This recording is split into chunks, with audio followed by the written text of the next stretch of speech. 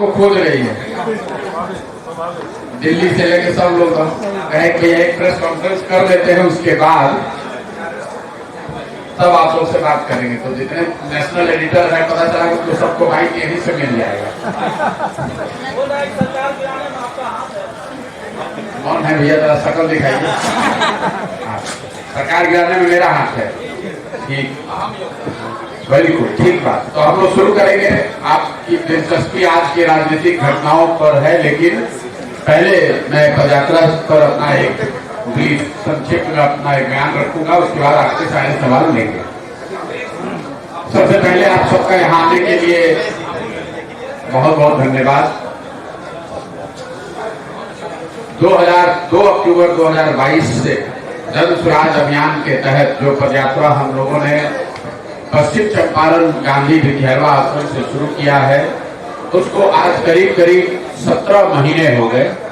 इन 17 महीनों में पश्चिम चंपारण से चल के पूर्वी चंपारण, शिवहर, गोपालगंज, सिवान, छपरा, वैशाली, समस्तीपुर, मुजफ्फरपुर, सीतामढ़ी, मधुबनी, दरभंगा होते हुए मैं बेगूसराय पहुंचा। बेगूसराय में भी पिछले 1 महीने से मैं हूं और ये यात्रा पूरी करने में करीब 13 जिले करने में मुझे 17 महीने लग गए। इन 17 महीनों में तकरीबन 4,500 गांवों में हम लोग गए, वहां लोगों से बात करी, पदयात्रा के उद्देश्यों को समझाने का प्रयास किया। और मैं 3-4-5 दिन और बेगूसराय में रुकूंगा।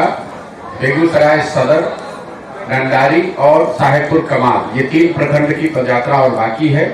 वो इसलिए कि साहेबपुर कमाल से होते हुए मुझे खगड़िया जाना है। पदयात्रा के जो 3 मुख्य उद्देश्य हैं, मेरी अपने जीवन की जो 20 साल का मेरा सामाजिक राजनीतिक अनुभव है, उसके आधार पर मेरा अपना मानना है कि बिहार में जो गरीबी है, पिछड़ापन, बेकारी, बदहाली है, इसका मूल कारण ये है कि यहाँ के लोग जो इन सारी समस्याओं से जूझ रहे हैं, झेल रहे हैं, एक तरीके से उसको भोग रहे हैं।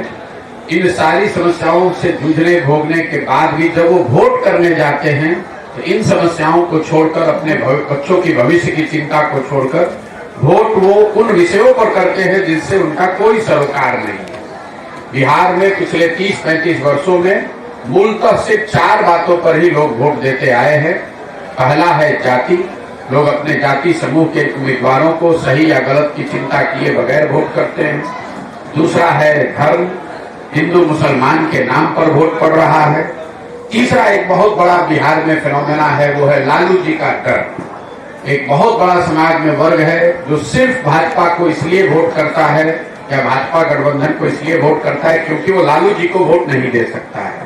और चौथा, यहाँ अल्पसंख्यकों का एक बहुत बड़ी आबादी है, करीब 20% की, जो लालू जी को सिर्फ इसलिए वोट करता है क्योंकि वो भाजपा से डरता है या भाजपा को वोट नहीं कर सकता है। इन चारों चीजों को आप जोड़ देंगे तो बिहार के 70% वोट का करीब मूल्यांकन हो जाएगा। तो पदयात्रा का पहला उद्देश्य यही है कि गांव-गांव जाकर लोगों को ये बताया जाए कि अगर आपको अपनी जिंदगी, अपने बच्चों की जिंदगी, भविष्य सुधारनी है तो इन 4 विषयों से अलग हटकर नेताओं और दल की चिंता किए बगैर अपने और अपने बच्चों के लिए वोट दीजिए। तो आप देखते हैं पदयात्रा में सुबह से शाम तक जब मैं पैदल चलता हूँ, हर 2 से 2.5 किलोमीटर पर एक सभा होती है जिसमें 400-500 हजार लोग रहते हैं और ये सड़क के किनारे बैठकर या गांव के किसी गली मोहल्ले नुक्कड़ पर उनको सिर्फ एक ही संदेश है कि आपको वोट जिस दल को, जिस नेता को देना है दीजिए, लेकिन वोट एक बार जीवन में आप अपने बच्चों के लिए दीजिए। एकमात्र संदेश पदयात्रा का ये है कि वोट आप अपने बच्चों के लिए दीजिए और मुफ्त में वोट किसी को मत दीजिए। अगर आपको अपने जाति वाले को भी देना है तो अगर आप अपने जाति वाले को धान, गेहूं, दूध, सब्जी बेचते हैं, कपड़ा बेचते हैं तो उससे पैसा लेते हैं, तो वोट मुफ्त में क्यों दे रहे हैं? अपने जात वाले को देना है दीजिए, लेकिन कम से कम उससे अपने बच्चों के लिए रोजगार, पढ़ाई मांगिए, अपने लिए सड़क, अस्पताल, स्कूल मांगिए, तभी आपका जीवन सुधरेगा। पदयात्रा का दूसरा उद्देश्य ये है कि मैंने जब बिहार का पदयात्रा से पहले एक अध्ययन कराया तो यहाँ करीब 55% लोगों ने ये बताया कि बिहार में एक नए दल और विकल्प की जरूरत है। ये कटिंग अक्रॉस कास्ट और क्लास, वर्ग और जाति संप्रदाय से ऊपर उठकर आधे से ज्यादा लोग बिहार में ये मानते हैं कि बिहार में अगर सुधार करना है तो यहाँ एक नए दल, नए विकल्प की जरूरत है। वो दल विकल्प प्रशांत किशोर हो, जनसुराज हो, इस पर सहमति भले नहीं है, लेकिन इस बात पर आधे से ज्यादा लोग सहमत हैं कि भैया नीतीश, लालू, मोदी, राहुल गांधी से आगे बढ़कर एक नया विकल्प, नया दल होना चाहिए।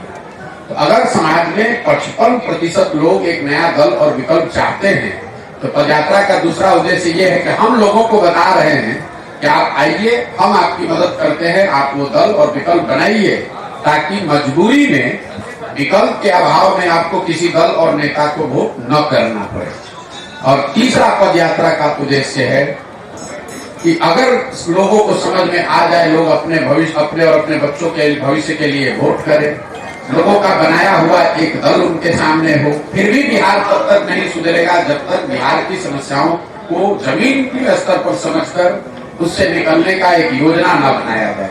तो पदयात्रा का तीसरा उद्देश्य है कि बिहार के हर एक पंचायत का अलग अलग आने वाले 10 वर्ष की योजना बनाना, ताकि पंचायत की स्थिति को देखकर उसका आकलन करके ये तय किया जाए कि क्या कुछ करने से इस पंचायत को अगले 10 वर्ष में देश के विकसित पंचायत के तौर पर रखा जा सकता है। और जब मैं अभी बेगूसराय में हूँ तो आपने देखा होगा, अगर हम 18-20 दिन पैदल चलते हैं तो 10-12 दिन मैं कैंप में रहता हूँ इसी चीज के लिए कि जहाँ हम गए और जहाँ नहीं गए हमारे साथी पहुंचे, उन सारे विषयों को इकट्ठा करना, उन लोगों को जोड़ना जो नया दल बनाना चाहते हैं। और बेगूसराय से निकलने से पहले यहाँ के हर एक पंचायत का अगले 10 वर्ष का योजना बनाकर निकलेंगे, इसीलिए पदयात्रा में इतना समय लगता है। हर पंचायत की योजना में वहाँ पर जल जमाव है, पक्षी विहार है, झील आपका ठीक नहीं, इन बातों की चर्चा तो होती ही है, लेकिन साथ साथ हर पंचायत की योजना में 3 बात निश्चित तौर पर हम लोग बताते हैं।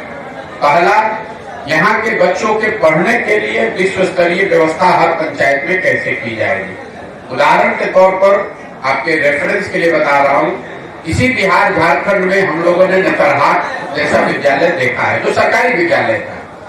एक नेतरहाट से मुझे लगता है कि देश में सबसे ज्यादा अवसर अगर किसी एक विद्यालय से बने होंगे तो नेतरहाट है।